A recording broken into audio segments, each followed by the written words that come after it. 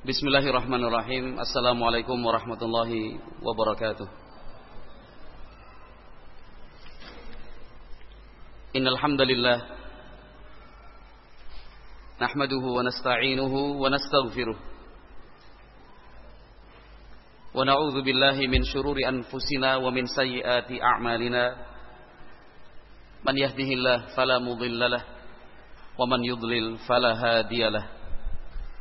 Asyhadu an la ilaha illallah wahdahu la syarika lah wa asyhadu anna Muhammadan abduhu wa rasuluh sallallahu alaihi wa ala alihi wa ashabihi wa man tabi'ahum bi ihsanin ila yaumiddin. Yaqulullahu azza wa jalla fi kitabihil karim,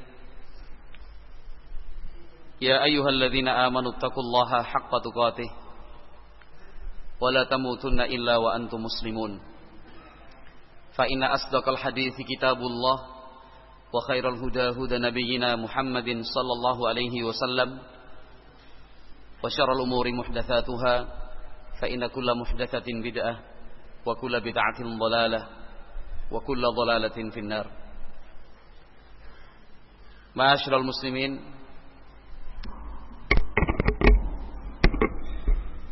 seperti biasa. Ma'asyiral muslimin wal muslimat rahimakumullah.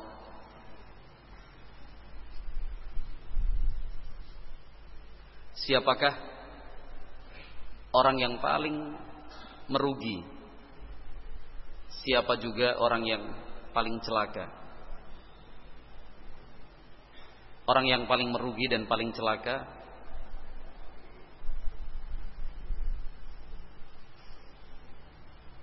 adalah mereka yang jauh dari Rasulullah sallallahu alaihi wasallam, baik di dunia apalagi di akhirat kelak. Sungguh rugi, sungguh celaka.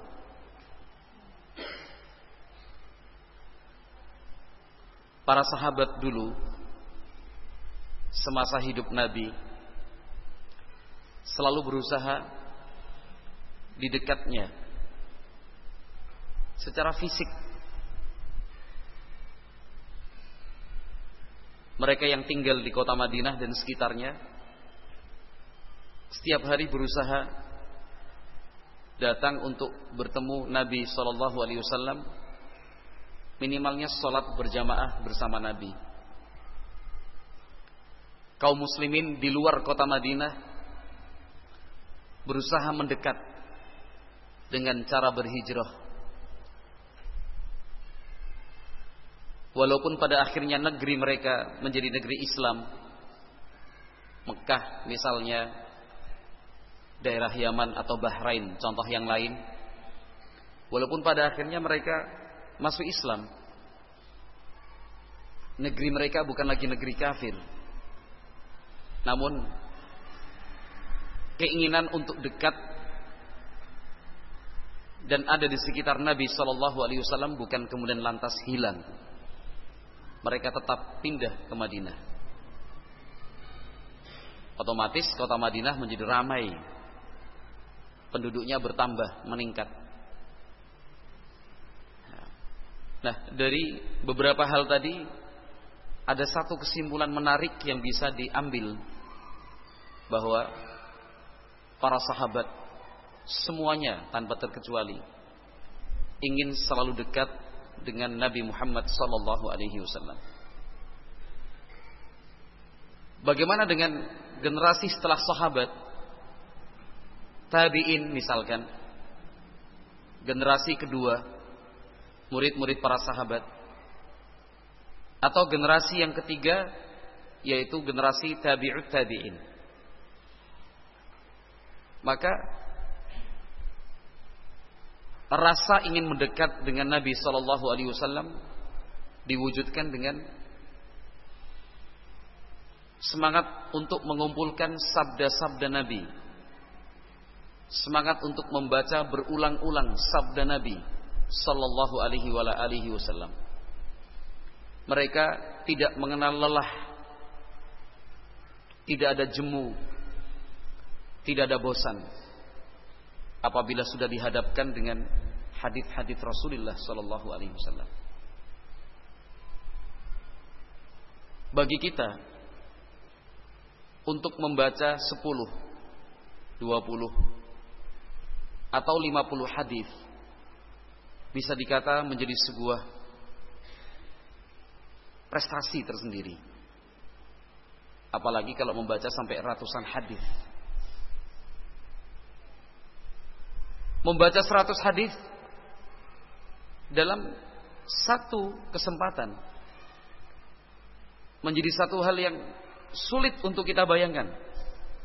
Jangankan 1, 2, jangankan 100, 70, 60, 50, 40. Belum tentu pernah kita lakukan sampai hari ini. Setelah usia kita menginjak kepala 4, kepala 5, atau di bawah itu berusia 30 tahun. Coba diingat-ingat kembali, apa pernah dalam satu kesempatan di sebuah majelis membaca hadis Nabi sallallahu alaihi wasallam 1 sampai 10 sampai 20 sampai 30, bukan sekedar membaca dengan disertai penghayatan dan peresapan makna. Coba kita ingat-ingat, ma'asyiral muslimin wal muslimat rahimakumullah. Mungkin tidak semua kita menjawab pernah. Rata-rata kita akan menjawab belum pernah. Nah, seperti yang telah disampaikan berulang-ulang, menyampaikan kebaikan berulang-ulang itu bukan satu hal yang cacat. Karena manusia itu cepat lupa. Jangankan sebulan 2 bulan yang lalu, 1 hari 2 hari yang lalu sudah kita lupakan. Jangankan 1 hari 2 hari yang lalu, surat pendek yang dibaca imam salat isya tadi, belum tentu masih kita ingat. Yang dibaca surat apa tadi di Az-Zuhud? Apa yang dibaca di pondok tadi? Ingat-ingat lagi. Nah, kira-kira surat apa? Apalagi kalau yang ditanya salat subuh tadi, mau copo ya? Ingat-ingat Al-Baqarah nggak mungkin, Ali Imran juga nggak mungkin. Manusia. Maka sekali lagi, ma'asyiral muslimin wal muslimat rahimakumullah, tidak perlu malu untuk mengulang-ulang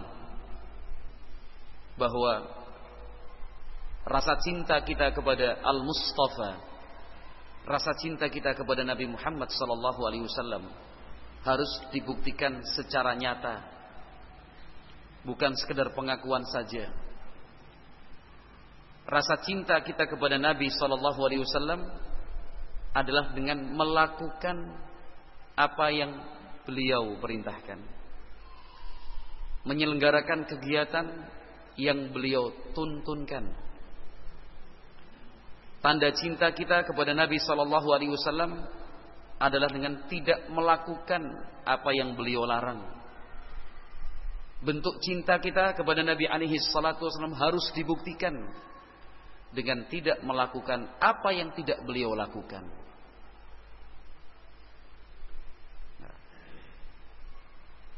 Beberapa waktu yang lalu ada sebuah hari yang diramaikan betul, upacara Maulid Nabi, memperingati hari kelahiran Nabi Muhammad sallallahu alaihi wasallam. Sekarang pertanyaannya, ma'asyiral muslimin rahimakumullah, apakah benar, apakah dibenarkan menyatakan cinta kepada Nabi sallallahu alaihi wasallam semalam suntuk, membaca dengan suara yang keras, mengulang-ulang pujian dan salawat untuk Nabi? Ini memuji Nabi sallallahu alaihi wasallam, tetapi salat subuh tidak dikerjakan. Ini harus dijawab dengan jujur, jangan emosi. Menjawabnya tidak boleh dengan emosi. tapi jawab dengan pikiran jernih, hati yang bersih. Apa ini benar? Mengaku cinta Nabi sallallahu alaihi wasallam, tetapi sholat subuh ditinggalkan sallallahu alaihi wasallam. Nah, kalau sholat subuh ditinggalkan, apalagi sholat witir, apalagi qiyamul lail, dan seterusnya. Apa pernah sekali saja, apa pernah Nabi Muhammad SAW sekali saja memberikan contoh untuk merayakan hari kelahiran beliau? Coba dibuktikan. Gak usah kesana, gak usah kesini. Pertanyaannya jelas. Apa bisa dibuktikan Nabi Muhammad mengajak sahabat, menganjurkan sahabat, mencontohkan untuk sahabat merayakan hari kelahiran beliau sallallahu alaihi wasallam? Jangan, itu Nabi memerintahkan puasa Senin Kemis. Nabi mengatakan hari itu saya dilahirkan. Jangan kesana dan kemarilah. Kan itu. Hadis yang digunakan tidak secara jelas menunjukkan Nabi memerintahkan untuk merayakan hari kelahirannya. Nabi hanya memberikan keterangan bahwa pada hari tersebut, hari Senin, Nabi alaihi salatu wasallam dilahirkan. Bukan Nabi mengatakan, ayo rayakan hari kelahiranku. Bukan. Pertanyaannya jelas. Sehingga jawabannya tolong jangan ke kanan, jangan ke kiri, jangan melingkar-lingkar, jangan berputar. Pertanyaannya jelas. Apakah Nabi sekali saja pernah menganjurkan, meminta, atau mencontohkan untuk merayakan hari kelahiran beliau sallallahu alaihi wasallam? Pertanyaannya berikutnya, apa pernah sekali saja para sahabat mengadakan perayaan hari kelahiran Nabi sallallahu alaihi wasallam? Tolong jangan emosi. Menjawab dengan pikiran jernih, hati yang bersih. Apa pernah sahabat menyelenggarakan perayaan seperti itu? Nah, kalau urusannya cinta mencintai Nabi, para sahabat kecintaan mereka jauh lebih besar dibandingkan pengakuan cinta kita kepada Nabi Muhammad SAW. Pengakuan cinta kita belum terbukti. Pengakuan cinta sahabat telah terbukti. Mereka tinggalkan kampung halaman, tanah kelahiran. Mereka tinggalkan harta, tanah, rumah, kerabat, saudara. Semua mereka tinggalkan untuk melaksanakan perintah Nabi berhijrah. Nyawa, jiwa dan raga mereka serahkan fisabilillah sebagai tanda cinta mereka kepada kepada Rasulullah SAW. Kita belum tentu siap untuk melepas tanah, rumah, harta demi melaksanakan perintah Nabi SAW. Padahal penyaluran dananya jelas untuk membangun masjid, untuk membangun pesantren, untuk membiayai orang miskin dan seterusnya. Masih ada rasa berat. Padahal yang dikeluarkan tidak semua harta kita, hanya sebagian kecilnya. Itu pun masih terasa berat. Sahabat semua fisabilillah. Artinya kalau ingin diukur-ukur dan dinilai cinta sahabat kepada Nabi Muhammad, puncaknya itu pun tidak dijadikan sebagai alasan untuk merayakan hari kelahiran Nabi Muhammad sallallahu alaihi wasallam. Kita bukan ingin melawan arus. Kita bukan ingin menjelek-jelekkan umat. Kita bukan ingin merubah kebiasaan dan adat. Tetapi dasarnya adalah tidak ada contohnya dari Nabi sallallahu alaihi wasallam. Tidak ada contohnya dari Nabi Muhammad sallallahu alaihi wasallam. Tidak juga dicontohkan oleh para sahabat Nabi radhiyallahu taala anhum ajmain. Kalau memang alasan kita adalah untuk membuktikan cinta kepada Nabi Muhammad sallallahu alaihi wasallam, maka lakukanlah semua yang telah diperintahkan Nabi sallallahu alaihi wasallam. Contohlah para ulama.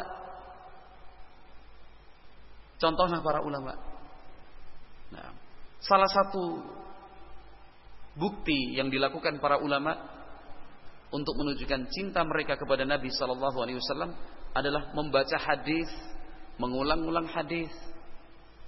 Maka tadi saya katakan jangankan 100, 50, 40 hadis belum tentu pernah kita lakukan selama ini dibaca dalam satu majelis.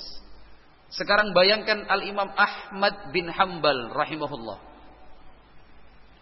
Imam Ahmad bin Hanbal rahimahullah. Anaknya Abdullah namanya, pernah mendapatkan cerita dari Al-Imam Abu Zur'ah.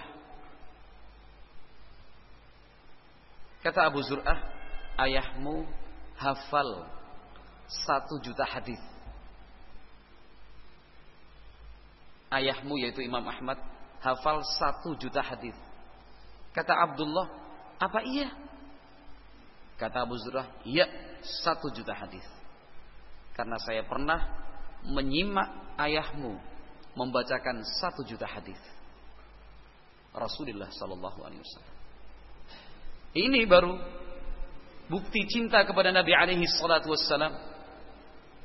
Bukti cinta kepada Nabi alaihi salatu wassalam. Atau contohlah Al-Imam Abdullah ibn Mubarak.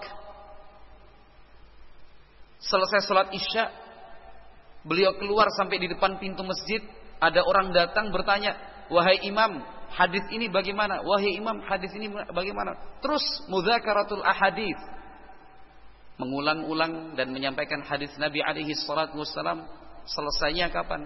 Yang menghentikan orang itu bertanya, yang menghentikan Abdullah ibn Mubarak menjawab adalah azan subuh. Ketika terdengar azan subuh, oh sudah subuh loh, sudah cukup. Dari Isya berdiri.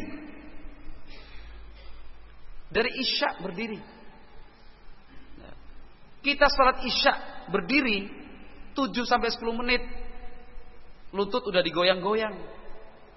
Kan itu. Tangan, leher, baru 10 menit. Apalagi kalau salat tarawih 11 rakaat, milih imamnya yang bacanya pendek. Kalau sudah panjang sengaja nelap, atau witirnya aja dah. Ini berdiri dari ba'dal isya sampai subuh. Atau contoh Al-Imam Abu Hatim dan Al-Imam Abu Zur'ah, 2 ulama yang kemanapun selalu bersama.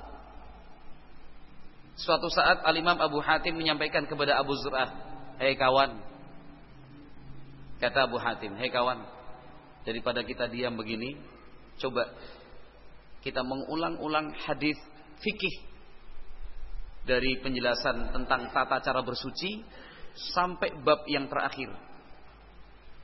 Tapi yang kita sebutkan adalah hadis-hadis yang dhaif, hadis-hadis lemah, bukan hadis-hadis yang sahih, tetapi khusus yang kita baca hadis-hadis yang dhaif. Bukan untuk diamalkan, bukan untuk diriwayatkan, hanya sekedar untuk mengingat bahwa hadis ini dhaif, riwayat ini lemah, tidak bisa dibuktikan itu diucapkan Nabi sallallahu alaihi wasallam. Mulailah Abu Zur'ah menyampaikan hadis-hadis fikih dari tata cara bersuci, wudu, tayamum, mandi junub, dilanjutkan dengan jenis-jenis air, kemudian tata cara buang hajat, adab-adab di dalam Islam, kemudian tentang haid dan nifas, kemudian tentang wudu, kemudian tata cara salat, kemudian zakat, puasa, haji, umrah, hukum menikah, talak, kemudian jual beli yang dilarang, jual beli yang diharamkan, khusus hadis-hadis yang dhaif dari awal sampai akhir. Ribuan hadis dibaca Imam Abu Zur'ah rahimahullah. Selesai Abu Zur'ah, giliran Abu Hatim. Giliran Abu Hatim. Abu Hatim mulai membaca hadis-hadis dhaif dari tata cara bersuci sampai akhir. Tetapi bukan hadis dhaif yang sudah dibaca Abu Zur'ah. Yang dibaca Abu Hatim bukan yang dibaca Abu Zur'ah. Nah, kalau kita yang mendengar paling wis entek iki hadis dhaif ini. Habis mungkin ini dihabiskan sama Abu Zur'ah. Tapi Masya Allah para ulama sudah dibaca Abu Zur'ah seakan-akan habis. Al-Imam Abu Hatim mulai lagi dari awal tapi hadis-hadis yang dhaif. Selesai beliau berdua membaca hadis-hadis yang dhaif. Ingat, bukan untuk diriwayatkan, bukan untuk diamalkan, cuma untuk mengingat hadis ini lemah, riwayat ini dhaif. Kata beliau berdua, apa ada ya di dunia ini orang seperti kita berdua? Dulu, apalagi sekarang. Dulu masih tahun 200-an Hijriyah, 1200 tahun yang lalu. 1200 tahun yang lalu. Nah, kita belum pernah menangis. Belum pernah menangis. Hanya karena baru saja tahu itu ada hadis Nabi seperti itu. Nah, kita belum pernah menangis karena ternyata mendengar sebuah hadis dibacakan Nabi Muhammad pernah bersabda seperti ini. Sedih, kok baru tahu sekarang? Sudah rambut putih, sudah tua, baru mendengar hadis seperti ini. Belum pernah kita menangis. Belum pernah kita menangis karena mengejar hadis Nabi alaihi salatu wasallam tidak didapatkan, tidak diperoleh. Nah, ini para ulama kita rahimahumullah. Nah, bahkan ada seorang ulama meninggal dunia hanya karena tidak mengetahui sebuah hadis dari Nabi sallallahu alaihi wasallam. Saking sedihnya orang itu bisa meninggal dunia karena saking sedih. Apalagi kompilasi dipadu dengan penyakit fisik. Siapa yang meninggal karena itu? Imam Muslim rahimahullah. Al-Imam Muslim rahimahullah di usia tuanya, setelah menjadi ulama besar yang tersohor dan terkenal, nah, dalam salah satu majelis beliau ditanya sebuah hadis Nabi. Ternyata hadis tersebut Imam Muslim rahimahullah tidak mengetahui derajatnya, sahih, dhaif, apa benar ini diucapkan Nabi ataukah tidak benar diucapkan Nabi. Sedihnya luar biasa. Setelah usia tua, jadi ulama besar, Imam Muslim yang kitab-kitabnya alhamdulillah sampai kepada kita. Kitab Sahih Muslim, kitab At-Tamyiz, dan kitab-kitab beliau yang lainnya. Nah, beliau pulang langsung ke rumah, masuk kamar, tutup pintu. Semua catatan-catatan hadis yang pernah ditulis itu dibuka kembali, diulang-ulang. Jangan-jangan hadis tersebut terselip di antara catatan-catatannya. Karena seingat beliau, hadis yang ditanyakan belum pernah didengar. Tapi barangkali setelah mengulang-ulang kembali, membaca, membuka lembaran-lembaran catatan itu dapat, mungkin lupa. Nah, keluarganya, nah, kalau ingin masuk,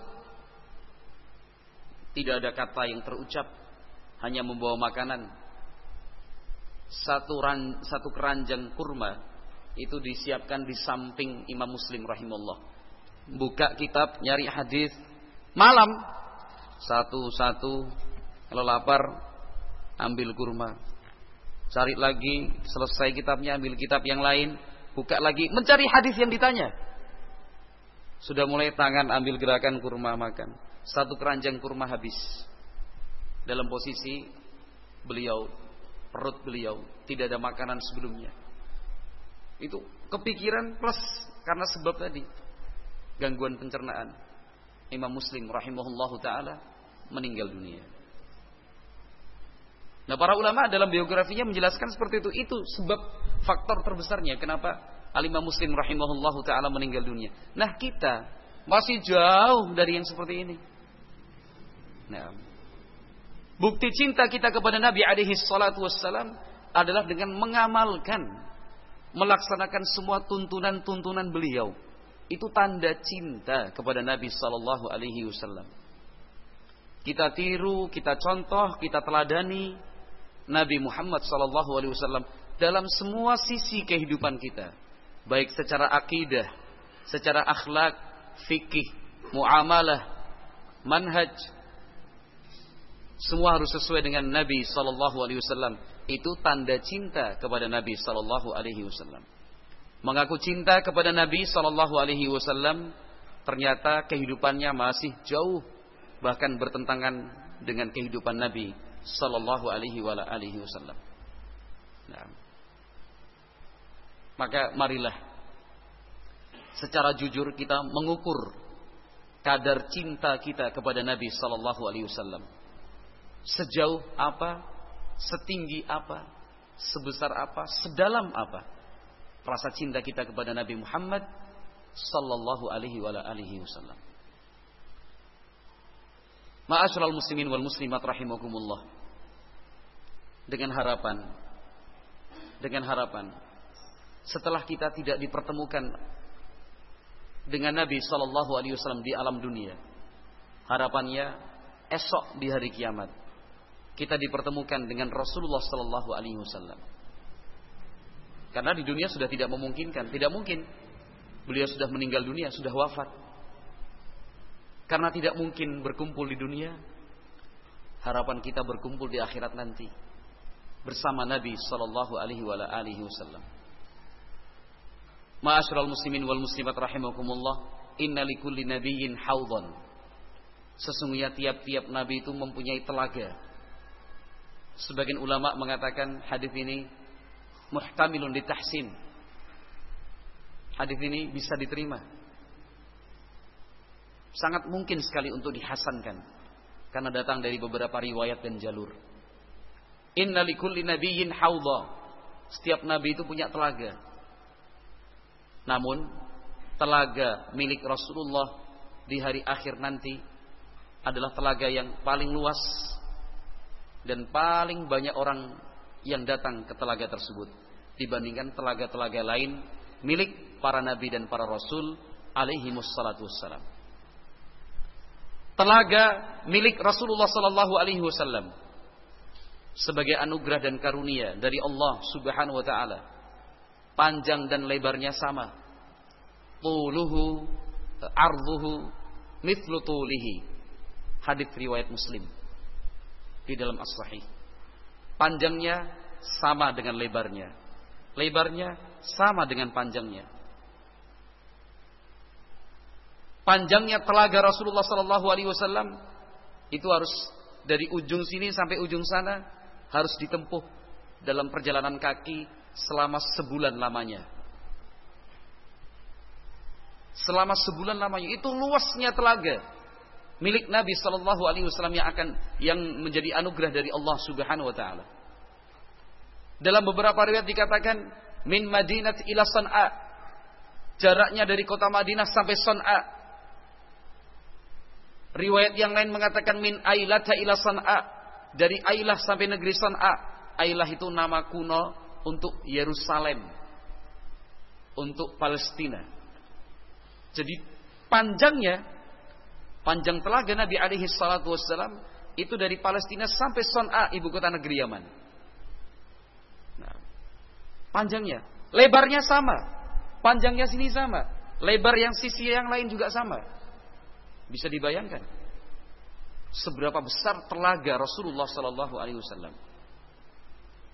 Nah, kalau kita di Pulau Jawa, telaga, waduk atau bendungan yang paling besar di mana di Pulau Jawa? Gajah Mungkur apa Kedung Ombo? Wadah Selintang, Sempor, Jatiluhur, Jati Gede. Mana yang paling luas?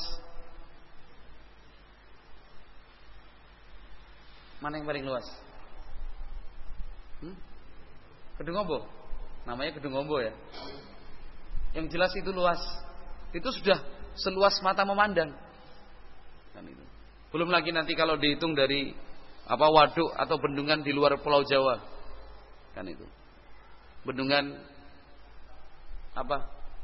Riam Kanan, Yang dulu IPS-nya bagus ini. RPUL-nya. Bendungan bagian si api-api. Ini telaga Rasulullah sallallahu alaihi wasallam, luasnya perjalanan 1 bulan. Kalau tadi riwayat mengatakan antara Madinah sampai Son'a itu lebih pendek perjalanannya dibandingkan dari Palestina sampai Son'a. Sekarang ambil saja yang bukan dari Palestina riwayatnya, tetapi dari Madinah sampai ke Son'a. Itu sudah berapa ribu kilometer? Berapa ribu kali berapa ribu kali berapa ribu? Telaga yang diberikan oleh Allah Azza wa Jalla untuk Nabi Muhammad sallallahu alaihi wasallam. Itu luasnya. Warna telaganya, warna airnya asyad bayadan minal laban. Lebih putih dibandingkan susu. Manisnya lebih manis dibandingkan madu. Jumlah ciduknya sebanyak jumlah langit, sebanyak jumlah bintang di langit. Ciduknya terbuat minadz zahabi wal fiddah, terbuat dari emas dan perak. Dalam beberapa riwayat dikatakan setiap kali diminum telaga itu bertambah luas, bukan menyempit. Kalau di dunia ada penyusutan, ada sedimentasi, ada pengendapan. Tapi riwayat-riwayat tersebut menyatakan justru setiap kali diambil tambah luas, tambah luas, tambah luas. Nah, sekali minum tidak akan pernah merasakan haus selama-lamanya. Tidak akan pernah merasakan haus selama-lamanya. Nah, kurang apa lagi? Kapan telaga ini akan didatangi oleh para pengikut Nabi sallallahu alaihi wasallam? Setelah dibangkitkan dari kubur, sebelum al-mizan. Karena manusia dibangkitkan dari kubur dalam keadaan haus, dahaga. Nah, itu telaga Rasulullah sallallahu alaihi wasallam. Aktsaruha waridan. Orang yang datang karena pengikut Nabi alaihi salatu wasallam di telaga itu jauh lebih banyak dibandingkan orang-orang yang datang ke telaga milik para nabi lainnya. Nah, riwayat-riwayat yang sahih itu banyak sekali kita temukan. Nah, dan riwayat-riwayat tersebut sebagiannya disebutkan dalam syarah Usuli Sunnah karya Imam Ahmad bin Hanbal rahimahullah yang disyarah oleh Fadilatul Syekh Rabi' bin Hadi Al-Madkhali hafizahullahu taala. Beberapa hal yang saya sebutkan tadi referensinya adalah syarah Asy-Syaikh Rabi' bin Hadi hafizahullahu taala. Ya. Beliau sebutkan di sini bahwa hadis-hadis tentang telaga Al-Haud mencapai tingkatan mutawatir. Mencapai tingkatan mutawatir. Dalam beberapa referensi disebutkan sampai 30 sahabat. Sampai 30 sahabat yang meriwayatkan dari Nabi Muhammad sallallahu alaihi wasallam tentang telaga atau Al-Haud pada hari kiamat nanti. Nah, beliau menerangkan beberapa riwayat lainnya. Nah, bahwa nanti pada saat telaga itu Al-Haud pada hari kiamat ditunjukkan dan diperlihatkan.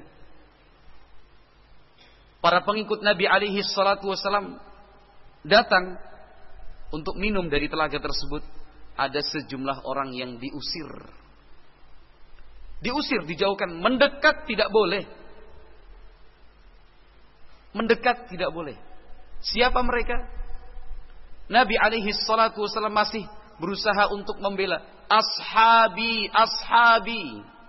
Dalam hadis riwayat Bukhari dan Muslim. Nabi alaihi salatu wasallam berusaha membela, itu teman-temanku, itu teman-temanku. Kok diusir, kok dihalang-halangi, kok dicegah? Kenapa dilarang mendekat? Itu sahabat-sahabatku, teman-temanku. Nah,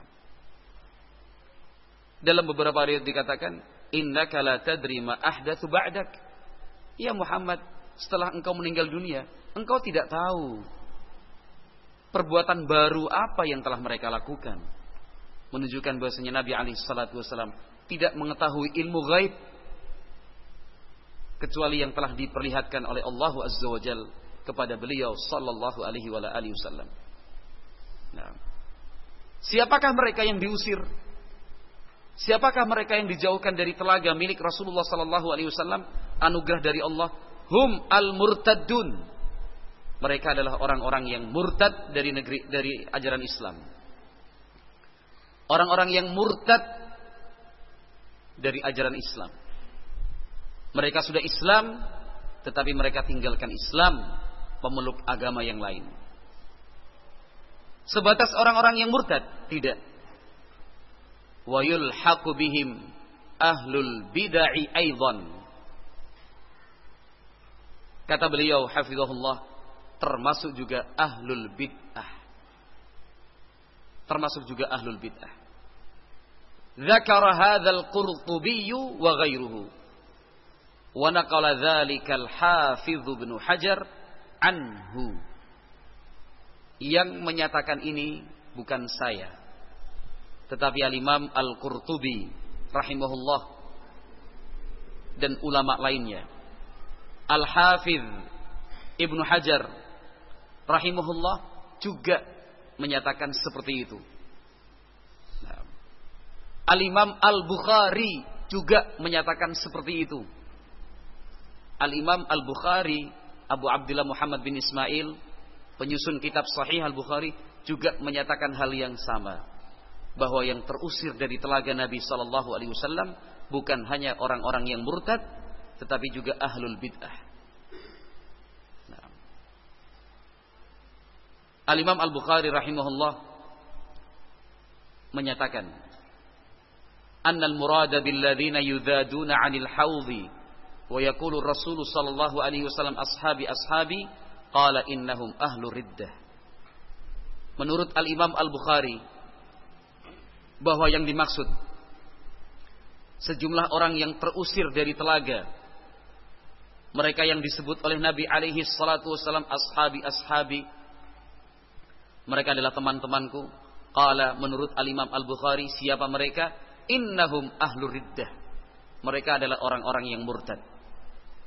Wa udkhila fihim ghairuhu ahlul bidah. Menurut Al-Imam Al-Bukhari, selain ahlul riddah, orang-orang yang murtad, juga ahlul bid'ah. Limadza? Kenapa? Qala, menurut Al-Imam Al-Bukhari, li'annahum ahdatsu ba'dahu. Karena mereka ahlul bid'ah, membuat dan menyelenggarakan hal-hal baru yang tidak dituntunkan dan tidak dicontohkan oleh Nabi Muhammad sallallahu alaihi wasallam. Nah, ahlul bid'ah. Jadi masalahnya bukan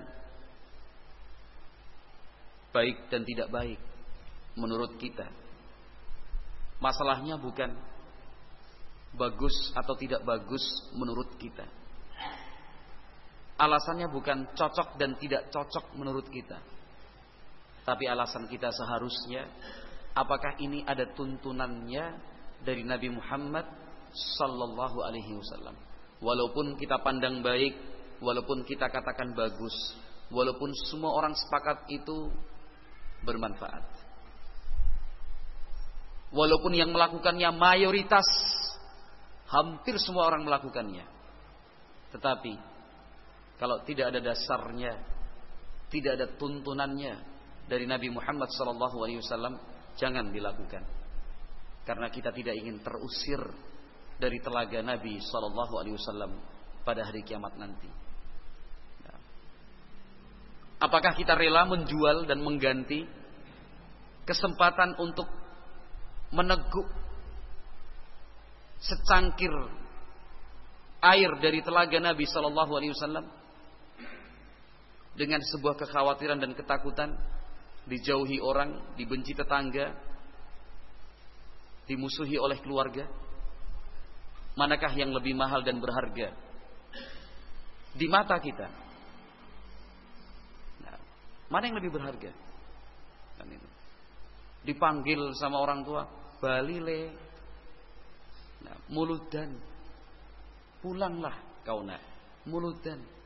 Kisah kampung semuanya, cuma kamu le yang enggak. Ibu malu. Bapakmu sedih. Dibicarakan banyak orang le. Ibu nelpon sampai nangis. Bapak juga seperti itu. Terserah le. Kamu mau buat apa terserah. Yang penting bali le muludan. Masak bareng-bareng nanti dibagikan ke tetangga-tetangga. Mau disimpan di mana muka bapakmu ini le? Insyaallah. Iya enggak goyang hati ini. Duh bapak, duh ibu. Tapi tidak. Kita yakin daripada terusir dari telaga Nabi sallallahu alaihi wasallam. Karena melakukan sesuatu yang oleh Nabi sallallahu alaihi wasallam tidak dilakukan. Iki kan apik le. Pak, Bu. Yang namanya apik itu hanya yang dikatakan apik oleh Rasulullah sallallahu alaihi wasallam. Tapi kan ini baik le. Pak, Bu. Yang namanya baik itu hanya yang disebutkan Nabi sallallahu alaihi wasallam baik. Kalau Nabi tidak mengatakan baik, saya tidak berani mengatakan baik. Tapi ki guyub le. Kan cuma buat makanan disedekahkan ke sana dan kemari. Kan begitu. Kita kan punya rezeki cuma buat makanan, dibungkus, dimasukkan kotak, dibagi untuk orang-orang miskin. Apa itu salah le? Pak, Bu. Kalau memang itu ingin dilakukan, kenapa kok ngepasi muludan? Kenapa tidak di hari yang lain? Kan ada tuntunannya le, bagi-bagi makanan buat fakir miskin. Betul Pak, betul Bu. Tapi Nabi SAW memerintahkan kita untuk berbagi kepada orang fakir dan miskin, tidak menentukan hari. Nabi Muhammad tidak menentukan hari, kapanpun. Jangan dikhususkan pada hari tertentu. Jangan dikhususkan pada hari tertentu. Walah lele. Kan gitu. Kowe sinau karo sapa kowe ngono le? Udah mulai naik ini orang tuanya ini. Kowe sinau karo sapa le kowe le? Sinau dari Kanjeng Nabi. Enggak usah jawab dari Ustaz Muhtar, jangan. Kan gitu. Kenapa? Jelas tuntunannya dari Nabi sallallahu alaihi wasallam. Kalau itu baik, kalau itu memang betul dituntunkan, saya Pak, saya Bu, yang nomor 1 tampil di depan. Tapi karena tidak terbukti itu dilakukan Nabi sallallahu alaihi wasallam, saya tidak berani melakukannya. Saya tidak berani bertemu Nabi sallallahu alaihi wasallam nanti kemudian ditanya apa dasar, apa hukumnya, nah, apa dalilnya. Wallahu a'lam bishawab. Maka bukti cinta kita kepada Nabi Muhammad sallallahu alaihi wasallam adalah dengan mengamalkan apa yang beliau tuntunkan. Yang beliau larang, tinggalkan. Apapun itu. Maka tugas kita sekarang menggali setiap hari, bukan seminggu sekali. Gali terus ajaran-ajaran Nabi. Satu hadis hari ini, besok hari hadis yang kedua, dilanjutkan hadis yang selanjutnya, keempat, kelima. Hadis ini menunjukkan satu perintah, laksanakan. Hadis ini menunjukkan satu larangan, tinggalkan. Ini perintah, kerjakan. Perintah, kerjakan. Perintah, kerjakan. Larangan, tinggalkan. Larangan, tinggalkan. Nah, hati kita harus selalu siap. Dibuka selebar-lebarnya, dijembarki seluas-luasnya untuk menerima tuntunan dari Nabi Muhammad sallallahu alaihi wasallam. Maka mudah-mudahan ma'asyiral muslimin wal muslimat rahimakumullah, harapan kita semua yang berkumpul di masjid ini, Masjid Az-Zuhud, dan saudara-saudara kita lainnya mendapatkan kehormatan dari Allah Subhanahu wa taala, memperoleh kesempatan yang sangat berharga, dipertemukan dengan Nabi Muhammad sallallahu alaihi wasallam, digabungkan di dalam surganya bersama Nabi Muhammad sallallahu alaihi wasallam. Kita juga termasuk orang yang mendapatkan kesempatan merasakan segarnya telaga Nabi sallallahu alaihi wasallam yang luasnya, panjang lebarnya sama, perjalanan 1 bulan berjalan kaki, yang airnya lebih putih warnanya dibandingkan susu, manisnya lebih manis dibandingkan madu, jumlah ciduknya sebanyak bintang di langit, ciduknya terbuat dari emas dan perak, sekali minum tidak akan lagi haus selama-lamanya. Allahumma amin. Mudah-mudahan Allah Subhanahu wa taala mengabulkan permohonan dan permintaan kita. Di sini ada sebuah pertanyaan. Bismillah, assalamualaikum. Waalaikumsalam. Bagaimana sikap seorang istri menghadapi suami yang bermudah-mudahan meninggalkan salat karena teman? Dia meninggalkan syariat, padahal sedikit-sedikit dia tahu tentang syariat. Padahal sebagai istri, saya sudah berusaha menasehati. Tolong nasihatnya. Jazakumullah khairan.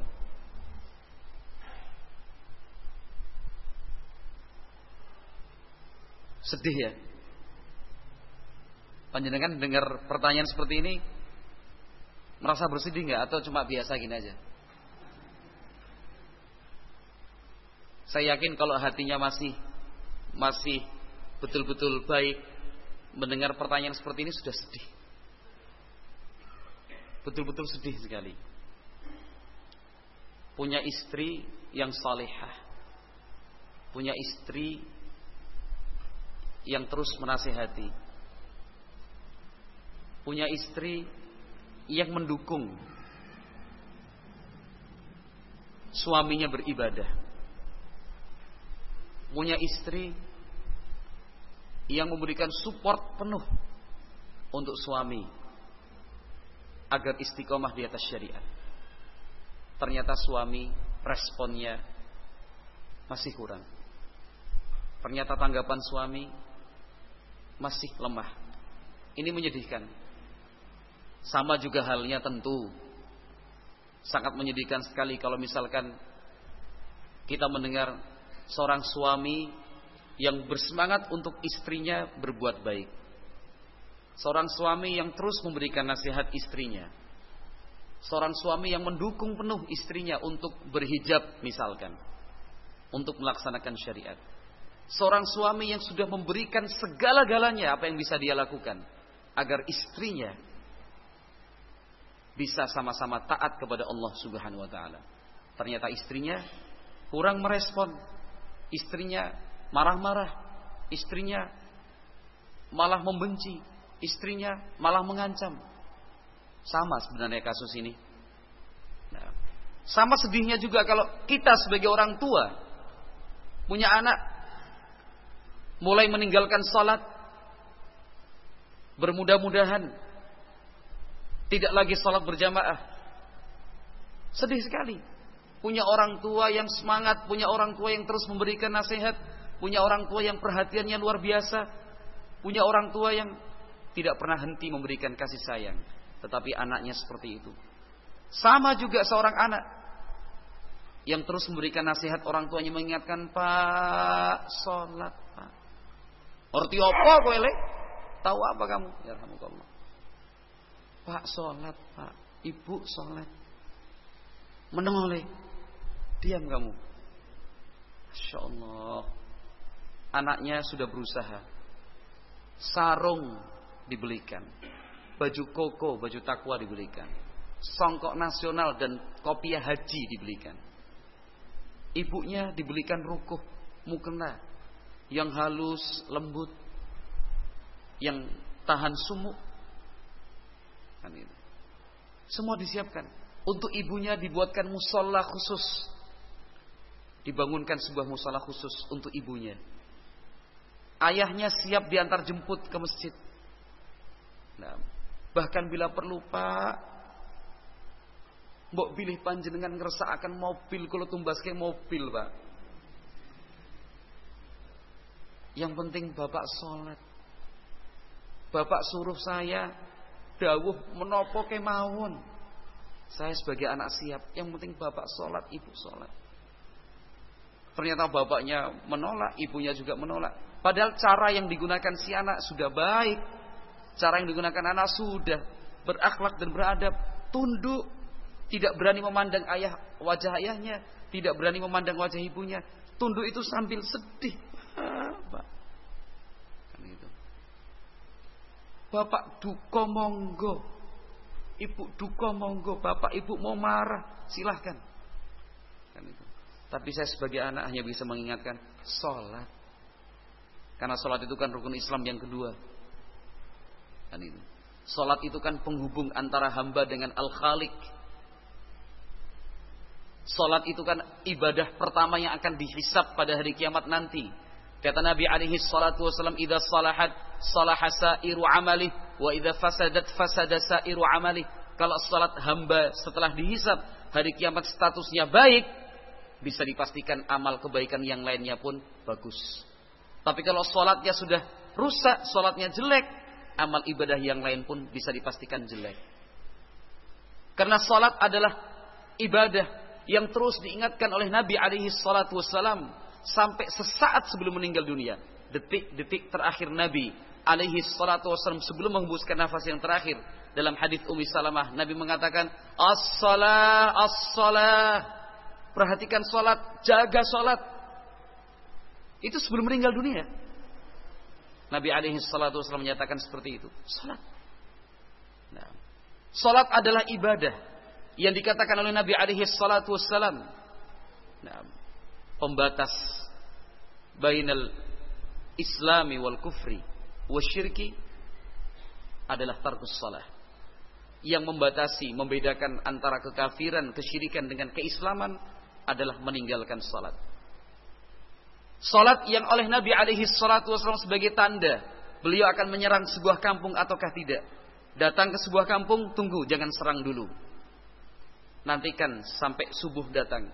Kalau terdengar azan, aman. Kalau tidak, serang. Salat adalah ibadah yang dikatakan oleh Nabi alaihi salatu wasallam, "Wallahi, demi Allah, saya ingin sekali, punya keinginan yang kuat.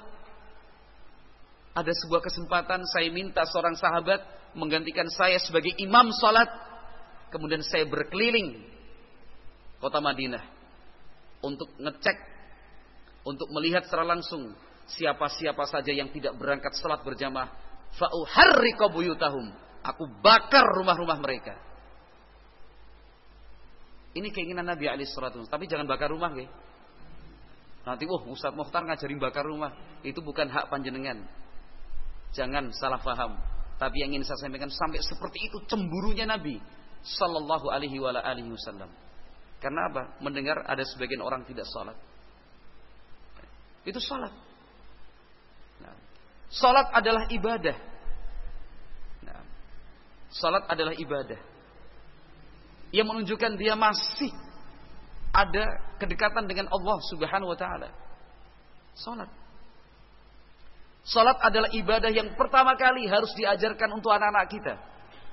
Yang disebutkan oleh Nabi alaihi salatu wassalam, "Muru auladakum bis salati wa hum abna'u sab'in wadribuhum 'alaiha wa hum abna'u 'ashrin."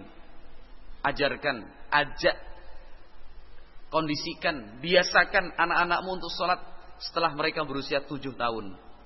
Kalau sudah usia 10 tahun, bila perlu pukul mereka dengan pukulan yang mendidik, bukan pukulan yang menyakitkan atau meninggalkan luka. Umur 7 tahun sudah dididik. Itu salat. Salat yang disebutkan oleh Allah Azza wa Jal, "Innas salata tanha 'anil fahsya'i wal munkar." Salat itu bisa mencegah pelakunya, pelaku salat, pelaksana salat dari perbuatan fahsya dan munkar, perbuatan keji dan perbuatan munkar. Tapi ada Pak Ustadz, orang itu sergap ke masjid tapi selalu berbuat munkar. Ada Pak Ustadz, orang itu salat 5 waktu tapi masih ngombe, masih main, masih goda istri orang. Itu berarti salat yang dia kerjakan belum sesuai dengan tuntunan Nabi Muhammad sallallahu alaihi wasallam.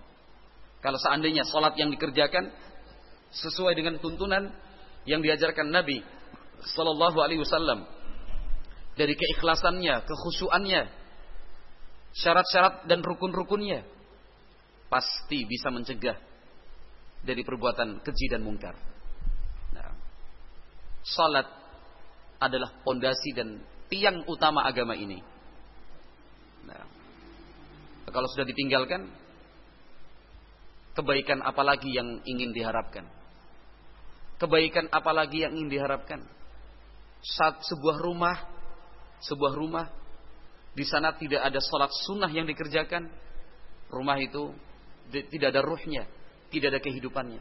Berapa banyak rumah di sekitar kita yang tidak dihidupkan dengan salat wajib berjamaah di masjid untuk kaum laki-laki.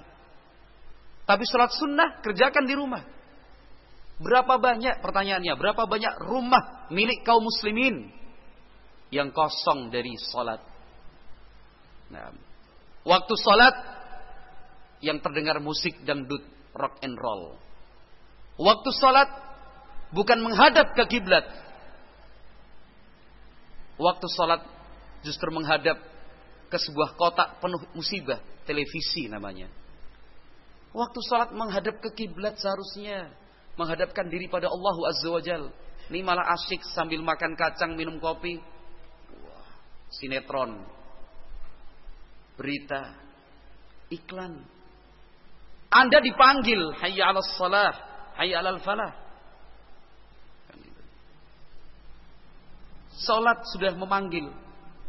Kan itu. Ora penak, ada tamu. Duh, gimana ya? Tamu datang dari jauh. Teman lama enggak ketemu. Tapi az-zuhud sudah mengumandangkan adzan zuhur. Piye yo? Aduh, piye yo? Kan itu, enggak tenang. Sebenarnya dia yakin itu salah. Sebenarnya dia pamit salat. Bahkan kalau perlu ajak tamunya salat. Mas, nyun ngapunten Mas. Adzan zuhur sudah terdengar. Apa? Ngersake istirahat atau malah sama-sama aja ke masjid yuk? Ajak. Salat dakwah. Bukan wah, sing penting konco. Salat kan bisa nanti. Ini konco lawas sih. Apalagi kalau urusannya sudah dengan bisnis. Apalagi kalau urusannya sudah bisnis. Nanti kalau diputus salat, proyek sekian banyak itu hilang. Tendernya gak dapat kita. Ini tawaran menarik, harga murah, tapi keuntungannya kalau dijual di petanahan dhuwur. Nama kampungnya aja Karang Dhuwur. Kan itu. Ini kalau diputus, aduh, rugi. Nah, Masya Allah. Ada seorang kawan kita, anggota polisi, lumayan tinggi pangkatnya, kombes. Kan itu. Itu kalau sudah rapat, sampai atasannya pun ada. Kalau sudah waktunya salat, izin komandan. Mana? Salat komandan. Malah akhirnya diskors. Ya udah kita skors sekaligus. Yang ingin salat monggo silahkan ikut. Masya Allah. Daripada cuma diem. Barangkali yang lain juga pengen salat, tapi perlu ada yang jadi bukan provokator. Kebaikan kok provokator. Jadi apa? Pelopor. Izin komandan. Ya, kamu kenapa kamu? Izin komandan, izin keluar. Mohon izin. Kenapa? Salat komandan. Waktu salat ini, iya. Itu ceritanya kawan kita ini. Oh gitu ya. Ya udahlah diskor sekaligus. Yang mau salat, yang mau minum silahkan. Nah, sebagian besar ikut salat. Masya Allah. Dakwah. Kok tadi pertanyaannya meninggalkan salat karena teman? Astagfirullahaladzim. Teman itu bisa dicari, Mas. Teman itu bisa dicari. Tapi murka dari Allah itu mau dicari? Nah, seperti itulah. Nah, barakallahu fikum. Ya, mudah-mudahan siapapun yang diuji, baik sebagai suami karena istrinya bermudah-mudah meninggalkan salat, atau seorang istri seperti pertanyaan ini, suaminya yang bermudah-mudahan meninggalkan salat, orang tua yang anaknya seperti ini, seorang anak yang orang tuanya seperti itu. Nah, ya terus berikan nasihat penuh dengan adab, tanda cinta, tunduk, perlu menangis, doakan. Mudah-mudahan Allah Subhanahu wa taala memberikan hidayah. Nah, karena rumah yang salat itu betul-betul hidup, rumah itu pasti penuh barokah. Pasti. Rumah itu pasti jauh dari musibah. Tapi kalau rumah yang kosong dari salat, jauh dari barakah Allah, selalu dekat dengan musibah. Wallahu a'lam bishawab. Mudah-mudahan Allah Subhanahu wa taala gabungkan kita dengan Nabi Muhammad SAW, dengan salah satunya memperhatikan ibadah salat. Subhanakallahumma wa bihamdik, asyhadu an la ilaha illa anta, astaghfiruka wa atubu ilaik. Wassalamualaikum warahmatullahi wabarakatuh.